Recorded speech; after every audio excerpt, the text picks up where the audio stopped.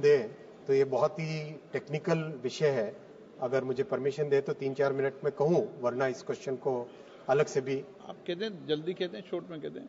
माननीय अध्यक्ष महोदय, ये जो स्टॉपेजेस का विषय है, ये सभी माननीय सांसद मेरे पास लेके आते हैं और ये विषय अपने आप में पब्लिक से जुड़ा हुआ है, लोगों की भावना से भी जुड़ा हुआ है, लेकिन इस विषय के टेक्निकल एस्पेक्ट को समझना बहुत जरूरी है।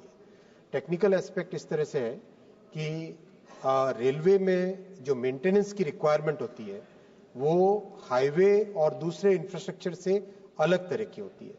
इसका कारण है ट्रेन की जो पूरा ये स्ट्रक्चर है, पटरी स्टील की है और जो पहिया होता है, व्हील होता है, वो भी स्टील का है।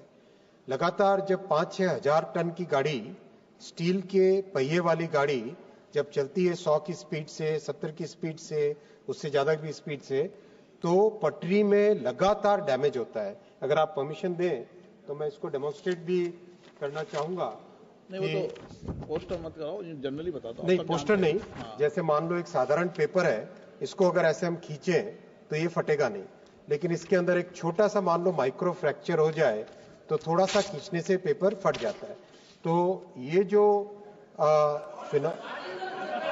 समझो ना प्लीज, समझो प्लीज अंडरस्टैंड। अरे भाई प्लीज अंडरस्टैंड।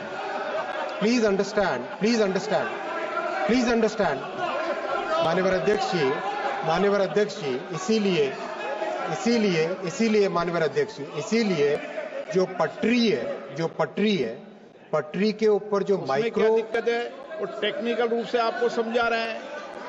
माननीय अध्यक्ष जी, टेक्निकल रूप से समझाना पड़ेगा ना, जानकारी तो नहीं चाहिए ना। माननीय अध्यक्ष जी, जो पटरी है, ट्रैक होता है, रेल होता है, रेल के ऊपर माइक्रो फ्रैक्चर्स लगातार बनते हैं।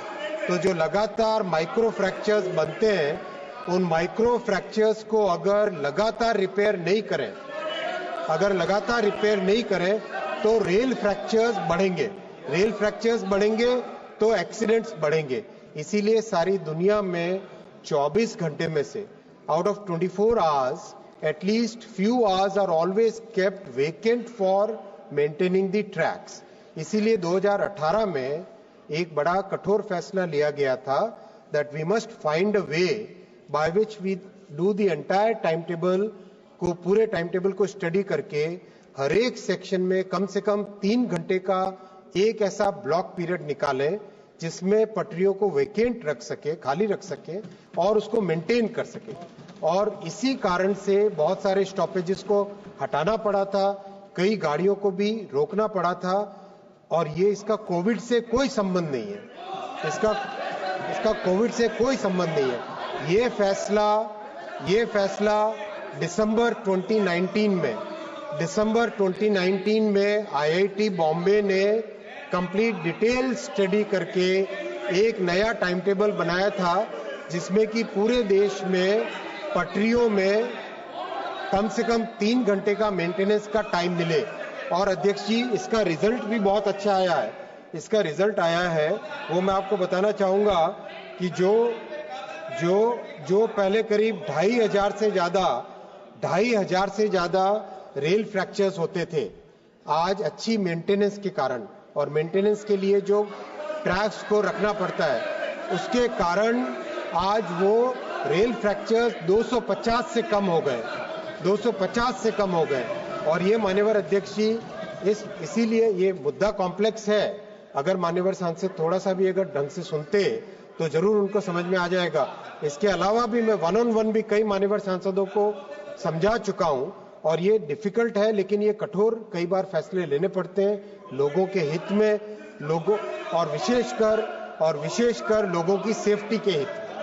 क्वेश्चन नंबर 264, शिव मंगल सिंह तोमर, क्रमांक 264। माननीय मंत्री महोदय,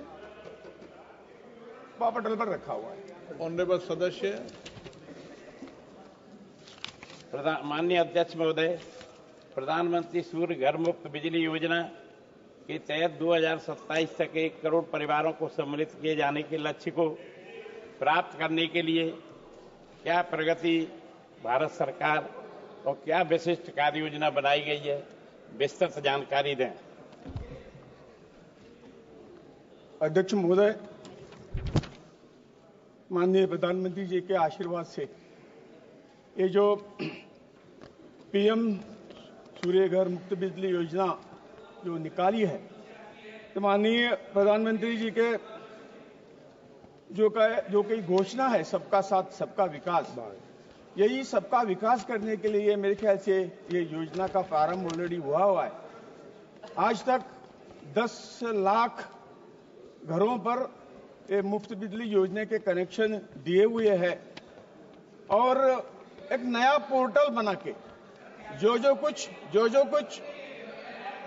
अड़चनियां थी, कमियां थी, वो सभी एक ही पोर्टल से सुलभ करके आज ये स्कीम बहुत अच्छी तरह से आज चल रही है और आज 10 लाख के से भी ज्यादा ये कनेक्शन आज दिए हुए हैं। और मैं सभी से अपील करता हूं कि ये जो स्कीम्स के जरिए निश्चित तौर से हम एम्प्लॉयमेंट भी तैयार कर पाएंगे।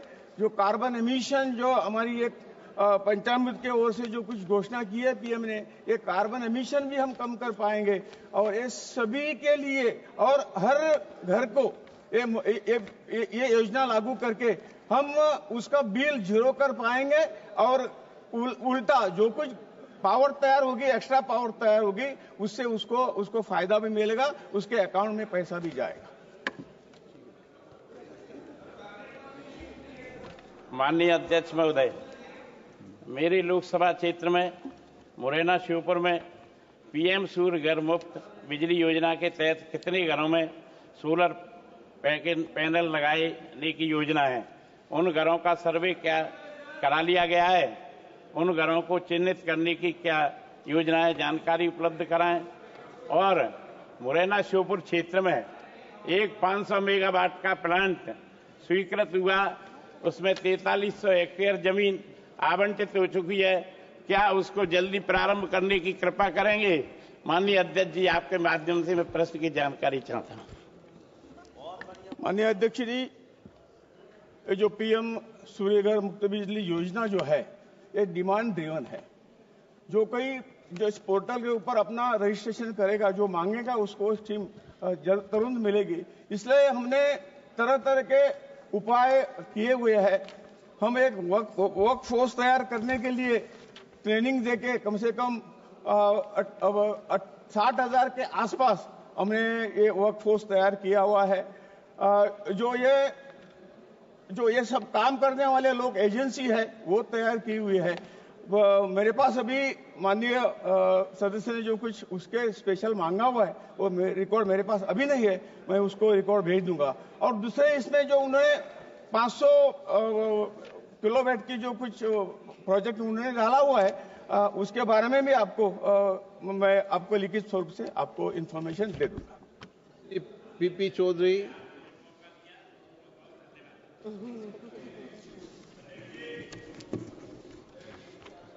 धन्यवाद अध्यक्ष महोदय। प्रधानमंत्री सूर्य ग्रह मुफ्त बिजली योजना प्रधानमंत्री मोदी जी का, मैं कह सकता हूं, इस सदी में बहुत बड़ा एक विजनरी स्टेप है और यह योजना स्वच्छ ऊर्जा को प्रोत्साहित करती है और पर्यावरण संरक्षण में भी महत्वपूर्ण योगदान देती है।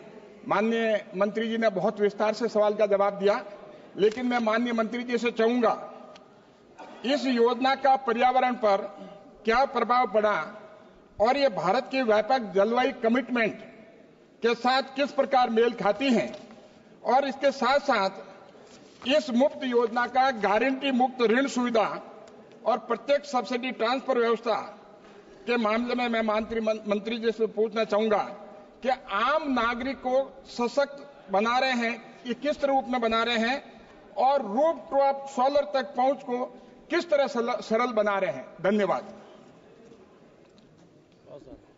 अध्यक्ष जी, सदस्य ने बहुत अच्छा प्रश्न पूछा हुआ है।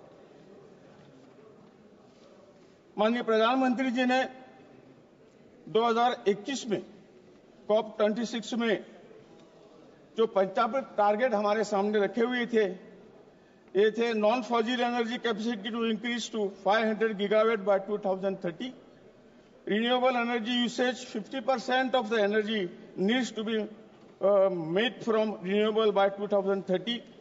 Reduction of the carbon emission, इसके बारे में 1 billion tons by 2030. Carbon intensity reduction is to less than 45% by 2030 from the level in 2025, and net zero emission to be achieved by 2070. In addition to this, there are United Nations Sustainable Development Goal SDG 7 and SDG 13, which pertain to affordable and clean energy access to all and climate action, respectively. The environmental benefit of the PM Surya Ghar are as under. 3 kV installation for 25 years is equal to plantation of 100 trees. So 1 crore installation of rooftop are equal to planting 100 crore trees. अब इसे as per 10/25, a capacity of 3024 megawatt has been reported and installed in the residential sector under the PM Surya Ghar scheme.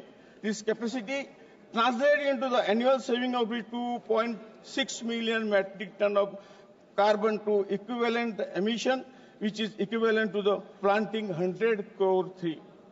1 crore rooftop installation over a period of their lifespan of 25 years would reduce 720 million of or 72 crore metric ton of the CO2 equivalent emission and would generate 1,000 billion unit in eco-friendly manner. इसी के जरिए ये जो सब कुछ हो रहा है सर, ये अच्छी तरह से ये स्कीम चल रही है। और माननीय सदस्य ने जो कुछ प्रश्न पूछा है कि आम आदमी इससे कैसे कनेक्शन ले पाएगा और इसके क्या फायदे हैं। माननीय अध्यक्ष जी, ये जो रूफटॉप बनवाने के लिए 1 किलोवाट के लिए हम 30,000 की सब्सिडी देते हैं। सेकंड किलोवाट के लिए फिर 30,000 की, यानी टोटल 60,000 हो गई। यदि वो और तीसरा किलोवाट डालने का प्रयास यदि करेंगे तो उसको 18,000 रुपया और